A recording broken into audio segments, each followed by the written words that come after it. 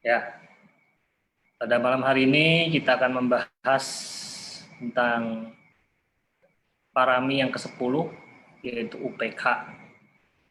Jadi kita menggunakan PowerPoint ya, saya share dulu.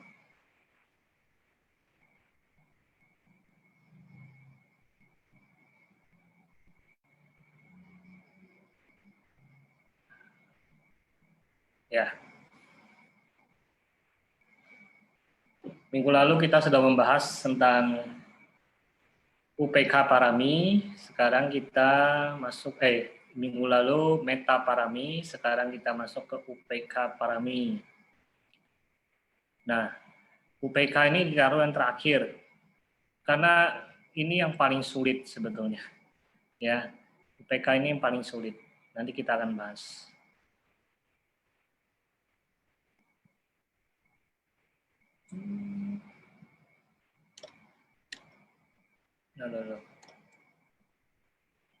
Ya, UPK atau keseimbangan batin disebutkan setelah cinta kasih. Kenapa? Karena keseimbangan batin itu memurnikan cinta kasih. Kenapa bisa memurnikan cinta kasih? Nanti kita akan bahas lebih detailnya. Kenapa keseimbangan batin itu bisa memurnikan cinta kasih? Ya. Sekarang kita bahas tentang karakteristiknya. Kurang K ini. Karakteristiknya dari UPK adalah pendorong aspek kenetralan. Jadi UPK ini dianggap netral, tidak senang, tidak juga susah. Jadi dia adanya di tengah-tengah, netral. Fungsinya untuk melihat hal-hal dengan tanpa memihak antara ketertarikan dan penolakan, antara yang disenangi dan tidak disenangi. Ya, jadi dia tidak memihak pada yang disenangi atau menolak yang tidak disenangi. Perwujudannya adalah perilaku batin yang netral. Tapi perilaku batin yang netral ini bukan acuh tak acuh, bukan cuek, ya. Tapi perilaku batin yang netral ini artinya dia mengerti, waspada, sadar, tidak terpengaruh oleh ketertarikan, kesenangan maupun penolakan. Kemudian penyebab terdekatnya merenungkan bahwa semua makhluk mewarisi hasil-hasil dari karmanya sendiri. Ya, ini sedikit penjelasan tentang UPK dari karakteristik, fungsinya, perwujudannya, dan penyebab terdekatnya.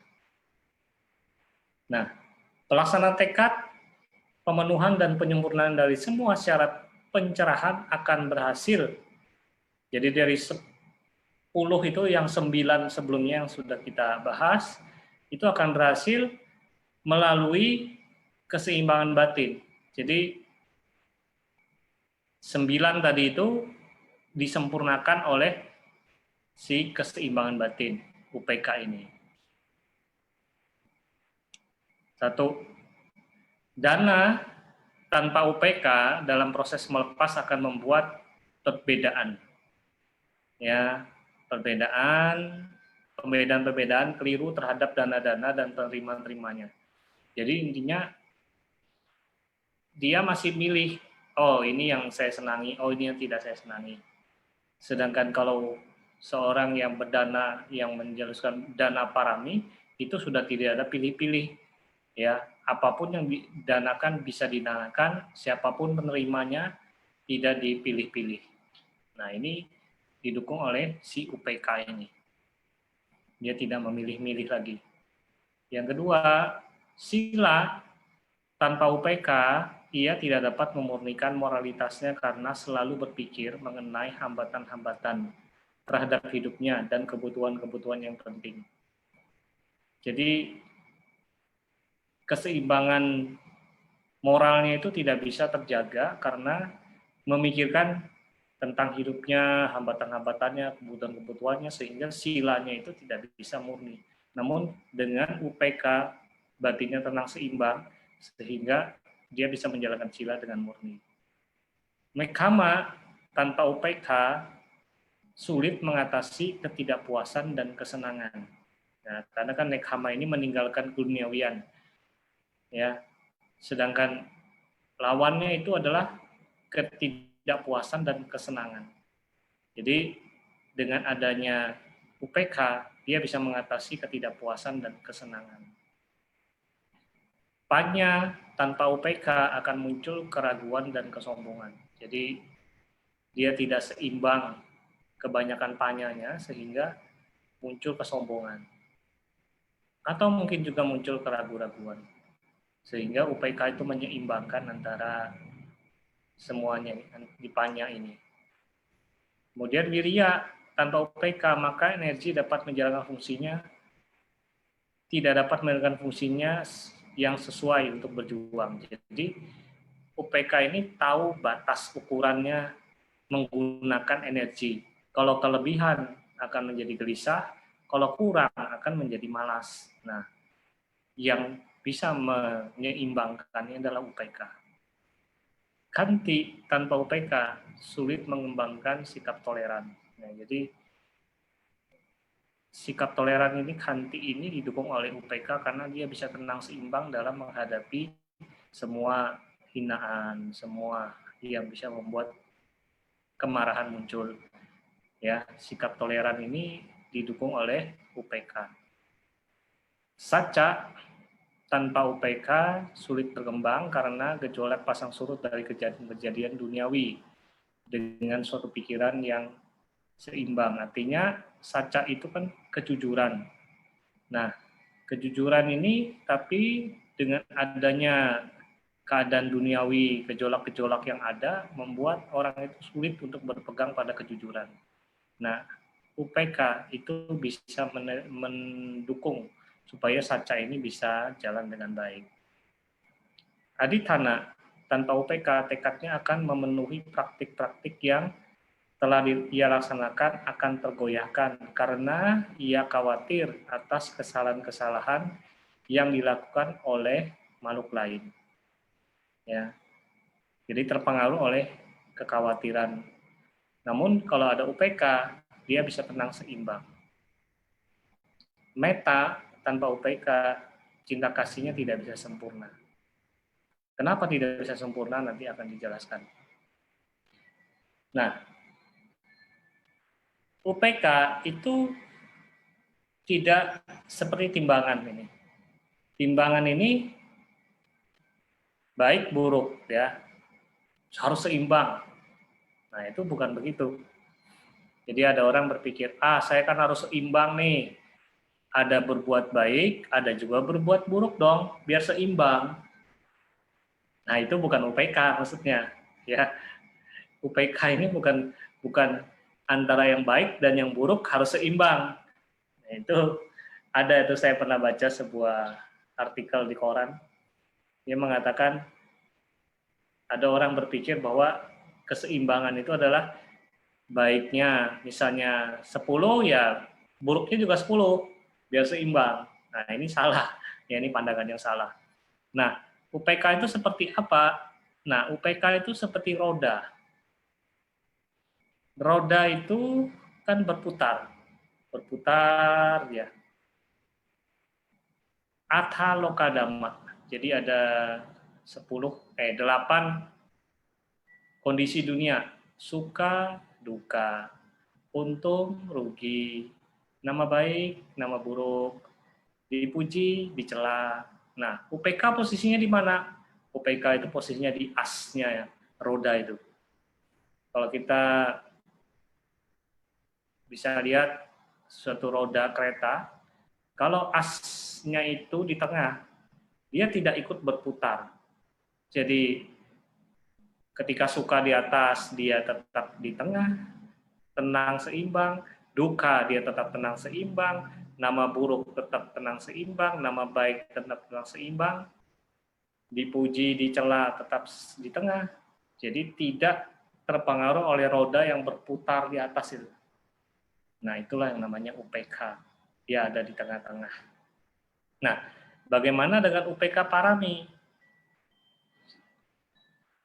Ya, tapi sebelumnya kita akan belajar bagaimana pengembangan UPK. Kita Bapak Ibu sekalian kan sering puja bakti itu di dalam Brahma Wihara. Di sana ada membaca UPK.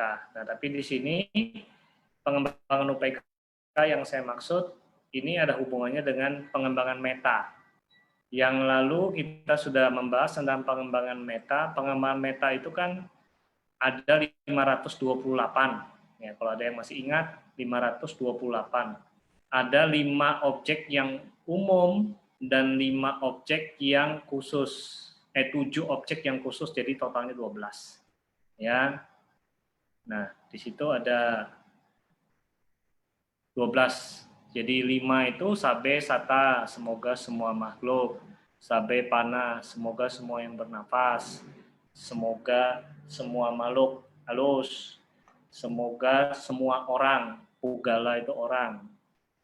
Sabe, atabawa, paria, pana. Jadi semua makhluk juga, ya, dibilang atabawa yang mempunyai atta, yang dilahirkan, ya, semua yang dilahirkan.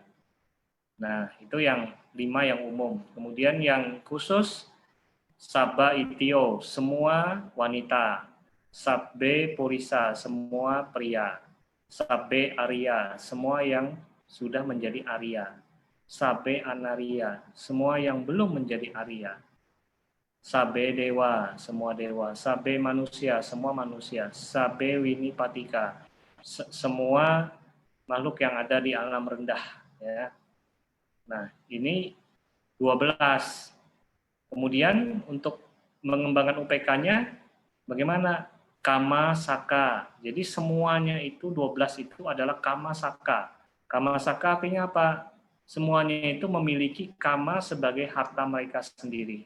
Jadi hartanya mereka itu adalah kamanya.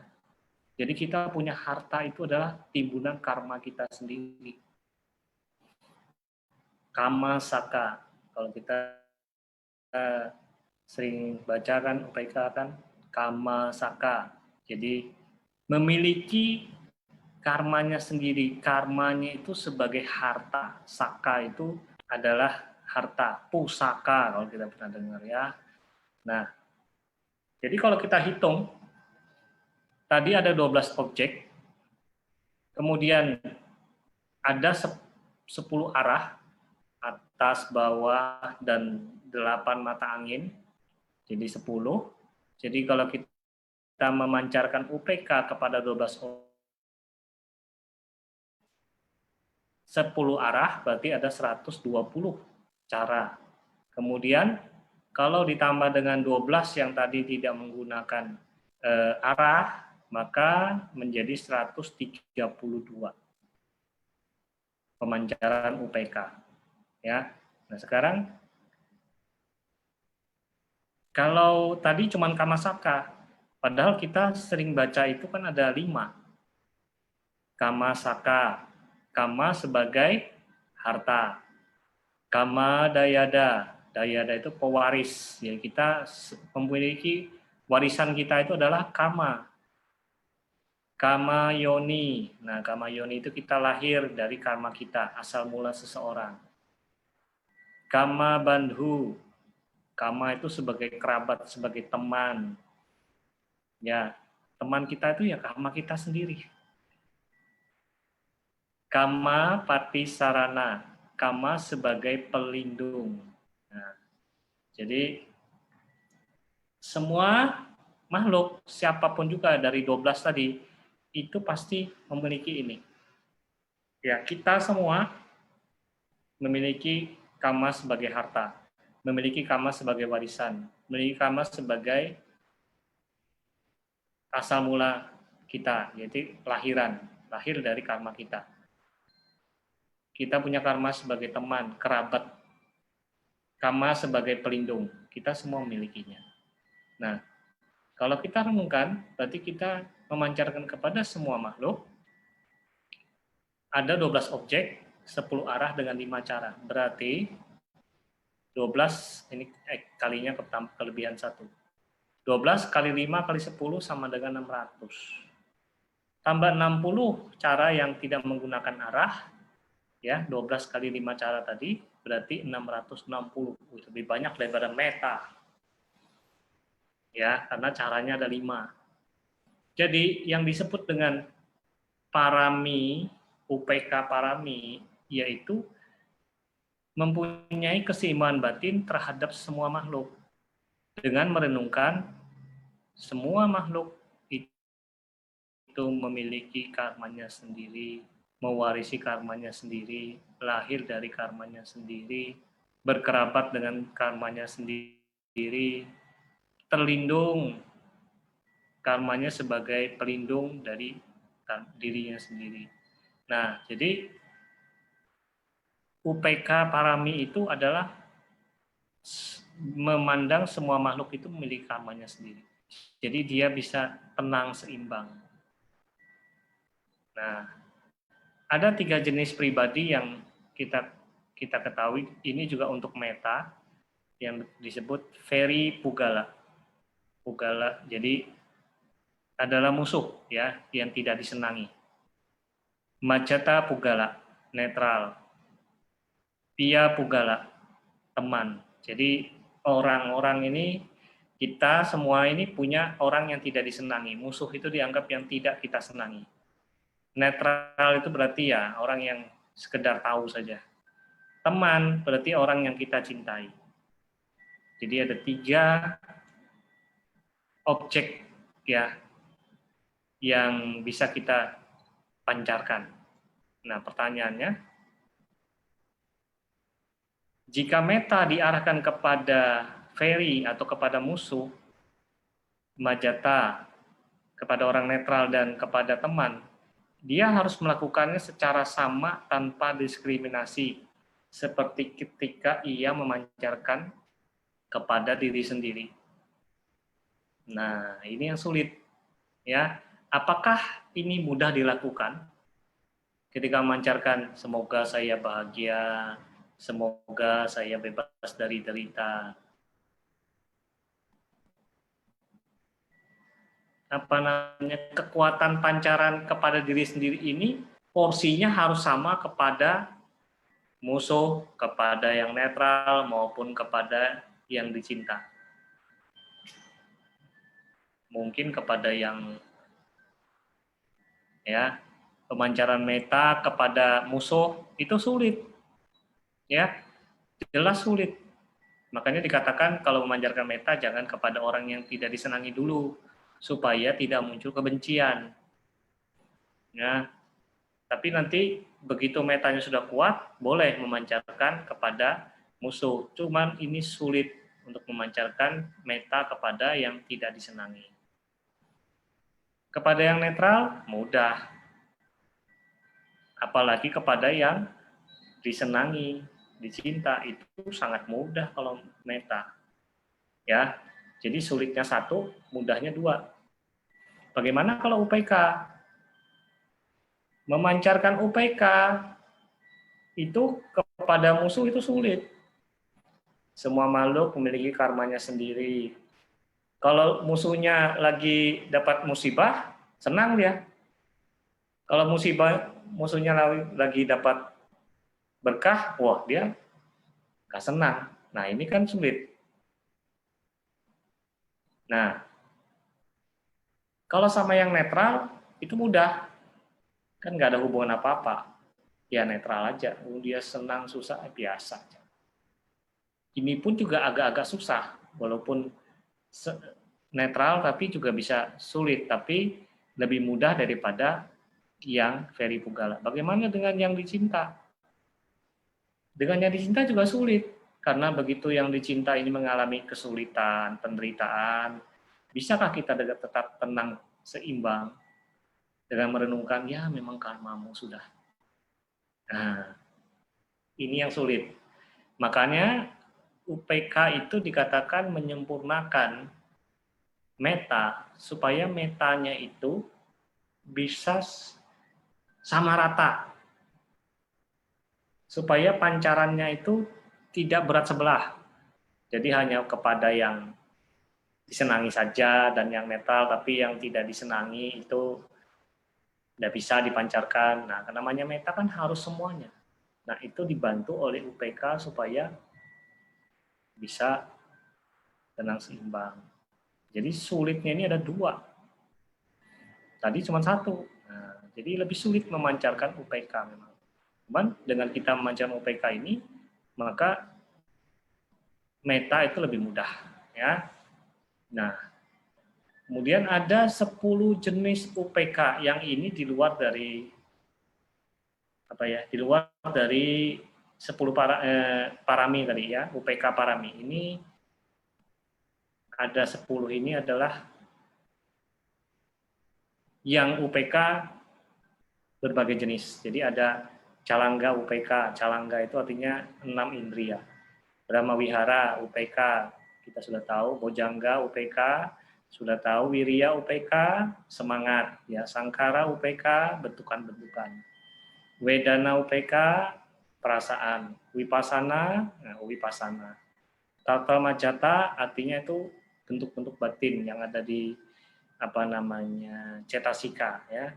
Jana UPK, jana UPK ini ya mencapai jana. Parisudi ya sucian ya. Nah, sekarang penjelasannya. Untuk merenungkan seluruh 6 objek baik dan buruk dengan seimbang adalah fungsi dari Calangga UPK. Jadi objek mata, ketika kita melihat sesuatu yang menyenangkan, kita kan tertarik menyenangkan. Ketika melihat sesuatu yang tidak menyenangkan, kita tidak senang. Nah, ini bisa diseimbangkan dengan UPK. Jadi UPK menyeimbangkan. Jadi tidak ketika melihat yang menyenangkan dia netral, melihat yang tidak menyenangkan juga netral. Ini yang disebut Calangga UPK. Ini biasanya yang punya ini arahat ya. Kalau kita ini masih belum bisa. Masih terpengaruh oleh yang menyenangkan dan yang tidak menyenangkan. Kemudian, nah ini yang Brahmawihara, yang merenungkan kebahagiaan menderita makhluk-makhluk dengan seimbang. Ini fungsi dari UPK, Brahmawihara UPK. Jadi makhluk itu menderita bahagia itu ya karena karmanya sendiri. Ya, kita tidak bisa mempengaruhinya. Semua orang membawa karmanya sendiri. Sehingga kita bisa tenang seimbang. Kemudian jana. Nah, jana ini bojangga. Bojangga ini biasanya kalau kita dari 7 bojangga itu ada yang namanya UPK ya. Jadi sati, Dhammawicaya, piti, pasadi, wiriya, samadhi, UPK. Nah, jadi untuk berusaha mencapai jana, jalan dan buah, untuk merenungkan keseimbangan, rintangan yang harus dilenyapkan adalah fungsi dari jalan buah. Yang merenungkan dengan seimbang, rintangan-rintangan yang harus dilenyapkan. Jadi, bojangga UPK itu supaya menyeimbangkan untuk menyiapkan rintangan-rintangan. Kemudian wiriya. Ya, wiriya ini adalah seseorang itu harus menyeimbangkan, kalau kelebihan dia gelisah, kalau kekurangan dia bisa jadi loyo, lemas, malas, ngantuk. Nah, dia harus seimbang supaya wirianya itu bisa bermanfaat. Nah, ini perlu UPK. Jadi makanya wiriya UPK. Kemudian sangkara UPK. Nah, sangkara itu bentukan-bentukan. Bentukan-bentukan. Jadi faktor-faktor bentukan-bentukan ini ketika kita meditasi muncul tuh sangkara-sangkara itu. Pikiran-pikiran macam-macam. Nah, itu dia harus bisa memperseimbangkannya. Jadi tanpa memperkuat atau memperlemah. Yang muncul itu dibiarkan berlalu saja. Kemudian sangkara, wedana, UPK. Nah, ini keseimbangan dari perasaan ya. Jadi perasaan senang, susah, dia di tengah-tengah, netral. Tidak ada senang, tidak ada susah. Kemudian wipasana UPK. Wipasana UPK ini berhubungan dengan vipassana. Jadi dengan merenungkan 3 karakteristik anicca, dukkha, anatta dengan seimbang. Kemudian tatra majjata, jadi faktor-faktor yang menyertai yang telah seimbang dari fungsi dari tatra majjata. Jadi cetasika itu ada, ini di dalam Abhidhamma ini, faktor-faktor yang menyertai. Kemudian yang ke-9 adalah jana UPK. Nah, jana UPK ini kalau sudah jana keempat, maka dia sudah mencapai yang namanya UPK. Ya, jana UPK. Kemudian yang ke-10 parisuddhi UPK. Ya, untuk merenungkan dengan seimbang yang dimurnikan dari semua faktor yang berlawanan dari fungsinya. Jadi ini untuk memurnikan ya semuanya.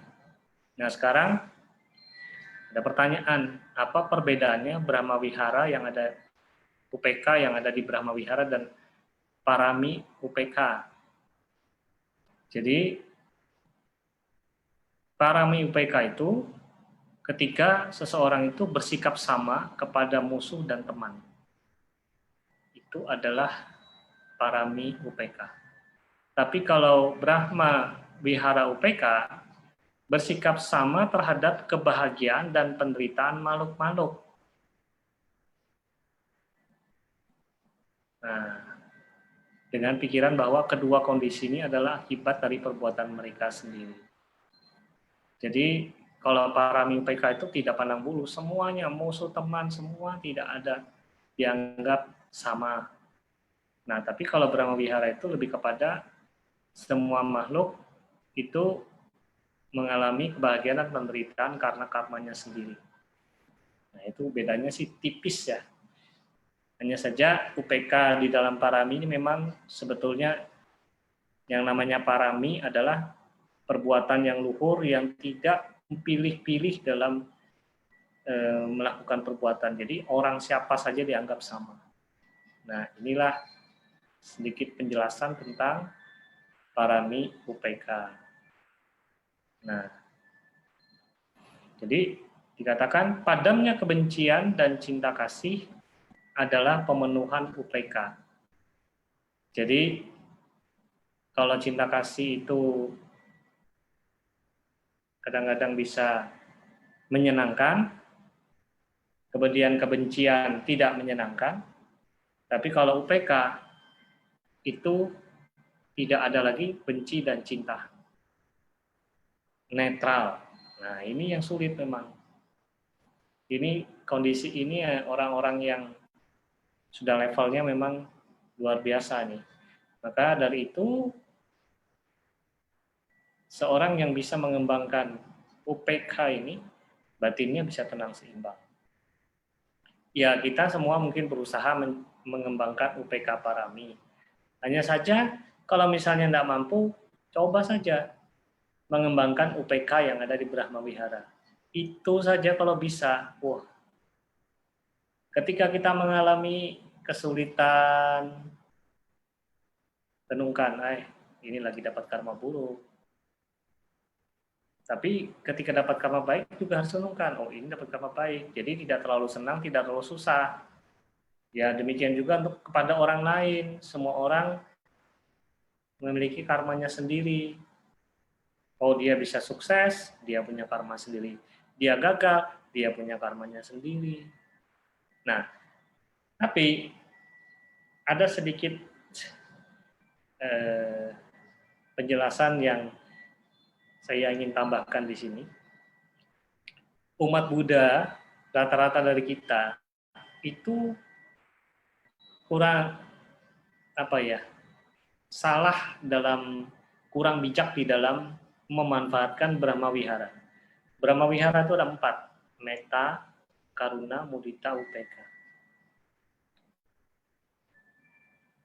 Karena kita ini mungkin mengerti hukum karma ya, terlalu yakin pada hukum karma. Ketika melihat suatu orang yang menderita, orang yang kesulitan, yang muncul bukan metta dulu, yang muncul langsung UPK. Ya memang karmanya. Kenapa kamu tidak tolong? Ya, ya kasihan ya, tapi memang karmanya sudah. Nah, UPK itu harus munculnya di belakang. Karena kan kalau di Brahma Wihara, itu UPK ada di belakang. Meta di depan. Meta, karuna, mudita, UPK. Jadi ketika kita melihat seseorang yang menderita, harus muncul meta dulu. Meta, mengharapkan kebahagiaan. Kemudian biasanya disertai oleh karuna. Karuna ini ingin membantu, ingin meringankan beban penderitaannya. Kemudian mudita, simpati, berempati kepada penderitaan orang itu. Kalau orang itu bisa ditolong, kita tolong. Kemudian kalau dia berhasil ditolong, ya kita bisa ikut senang. Kalau tidak bisa kita tolong, baru kita gunakan UPK. Jadi UPK itu bisa menyeimbangkan ketika metanya tidak bisa berfungsi dengan baik, ya kita bisa tenang seimbang, ya sudahlah. Memang sudah karmanya. Mau gimana? Ya sudah, kita tenang. Ya, misalnya orang tua kita misalnya sakit, ya memang karmanya sudah, tidak bisa begitu, ya. Kita berusaha, ya kita berusaha membantu, kita berusaha menolong, memberi obat dan segala macam. Nah, sudah berusaha, kemudian tidak berhasil, di situ kita gunakan UPK. Ya, saya sudah berusaha, ya sudah, saya terima, memang karmanya sampai di sini. Nah, UPK di situ bisa digunakan sehingga kita tidak terpengaruh dengan kesedihan-kesedihan itu. Karena kita mengerti semua makhluk memiliki karmanya sendiri. Bahkan saya sendiri juga memiliki karma saya sendiri. Nah, itulah bagaimana kita berusaha mengembangkan meta, UPK.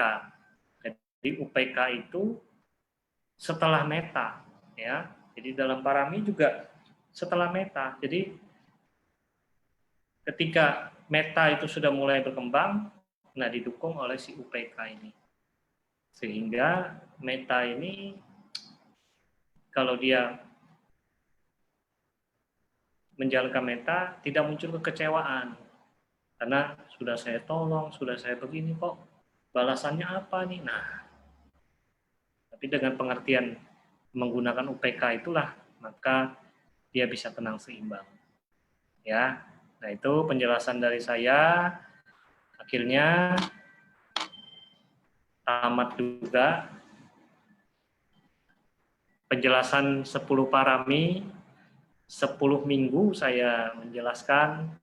Mungkin ada yang sempat mengikuti dari awal, tapi ya lumayan juga banyak yang mengikuti dari awal, dari dana, sila, ya nekama. Siapa tahu ada yang lupa nih.